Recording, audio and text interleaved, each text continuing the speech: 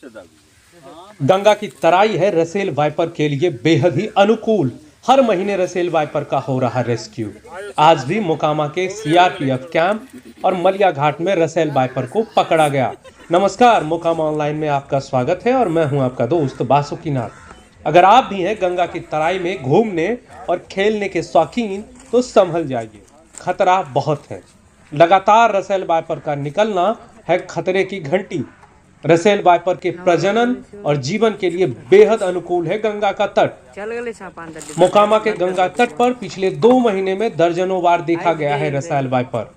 आज भी CRPF campus के बाहर गंगा किनारे और मोकामा के वार्ड नंबर 15 में मलिया घाट के गंगा घाट पर रसेल वाइपर को देखा गया, जिसके बाद वन विभाग की टीम को सूचना दी गई। काफी मशक्कत के बाद दोनों जगह से रसेल वाइपर को रेस्क्यू कर सुरक्षित स्थान पर छोड़ दिया गया। इससे पहले छठ पूजा के दौरान और उससे भी पहले 24 अक्टूबर को धौरानी टोला के सिद्धनाथ मंदिर के पास से 5 और 7 फीट का रसेल वाइपर निकला था, जिससे वहां अफरा तफरी मच गई थी। लोग बड़ी सावधानी से वहां गुजरते थे। उसके पकड़े जाने के बाद ही लोग निश्चिंत हो पाए थे, परंतु एक बार फिर 8 फीट का रसेल वाइपर मलिया घाट में देखा गया। इसकी सूचना लोगों ने वन विभाग को दी। बड़ी सूझबूझ और सावधानी के साथ दुनिया के सबसे खतरनाक सांपों में से एक रसेल वाइपर का सफल रेस्क्यू किया गया। आज भी इस सांप को जब देखा गया तो स्थानीय लोगों ने स्नैक कैचर को इसके बारे में सूचना दी। स्नैक कैचर ने बड़ी सावधानी से इस रसेल वाइपर को पकड़कर सुरक्षित जगह पर ले जाकर छोड़ दिया। खतरनाक सांपों से निपटने का वर्षों का अनुभव रखने वाले स्नैक कैचर को पता था कि इस विषम स्थिति को कैसे संभालना है। कुछ दिन पहले ही यहाँ थोड़ी दूर सिद्धनाथ मंदिर गंगा तट से रसेल वाइपर पकड़ा गया था। स्नैक कैचर रसेल वाइपर के पास सावधानी से पहुंचकर सांप को और खुद को बिना कोई नुकसान पहुंचाए सांप को पकड़ने में कामयाब रहे। उन्होंने विशेष उपकरणों का उपयोग किया। सांप को सफलतापूर्वक पकड़ने के बाद स्नैक कैचर ने सावधानी पूर्वक उसे मानव बस्ती से दूर एक सुरक्षित स्थान पर ले जाकर छोड़ दिया।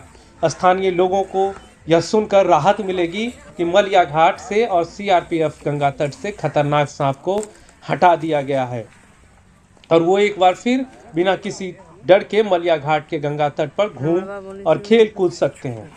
स्थानीय ग्रामीणों और स्नैक कैचर की त्वरित सोच और विशेषज्ञता की बदौलत संभावित खतरनाक स्थिति को शांतिपूर्वक सुलझा लिया गया और इससे कोई नुकसान नहीं हुआ। मगर गंगा घाट पर लगातार रसेल वाइपर का मिलना एक बड़ी दुर्घटना का भी संकेत देता है। अगर हम लोग सावधान न रहें तो किसी दिन बच्चे या बुजुर्ग या कोई और अन्य महिलाएं भी, सामान्य जन भी इसका शिकार हो सकते हैं। रसेल वाइपर दुनिया के सबसे जहरीले सांपों में से एक है, जिसके काटने पर उस अंग का गलना शुरू हो जाता है। जगह जगह काले चकत्ते निकल जाते हैं। अगर समय पर उपचार ना हुआ तो मृत्यु भी निश्चित होती है। तो अगर आप भी गंगा तट पर घूमने, खेलने और टहलने के हैं शौकीन तो सावधान हो जाइए।